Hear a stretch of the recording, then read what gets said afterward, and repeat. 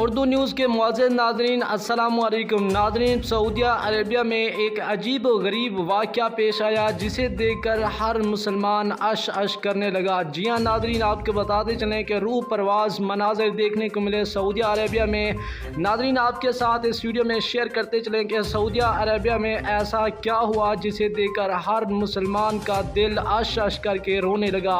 تو ناظرین، مکمل اپڈیٹ سے آپ کو آگاہ کرتے اس سے پہلے اگر آپ نے ابھی تک ہماری ویڈیو کو لائک نہیں کیا تو ویڈیو کو لائک کر دیں، چینل پر پہلی مرتبہ وزٹ کرنا تو چینل کو سبسکرائب کر کے ساتھ لگے بیل آئیکن کو بھی پریس کریں تاکہ آپ کو ایسی نیوز اپڈیٹ وقت پر ملتی رہیں۔ تو ناظرین، آپ کو بتاتے چلیں کہ سعودیہ عربیہ میں ایک دلچسپ اور روح پرواز مناظر دیکھنے کو ملے۔ ناظرین، اس وقت آپ دوست اپنے موبائل کی اسکرین پر یہ اسکرین شاٹ بھی دیکھ سکتے ہیں کیونکہ آسمان پر ایک فرشتے نما بادل بن کر آیا جسے دیکھ کر ہر مسلمان کا دل اش اش کرنے لگا۔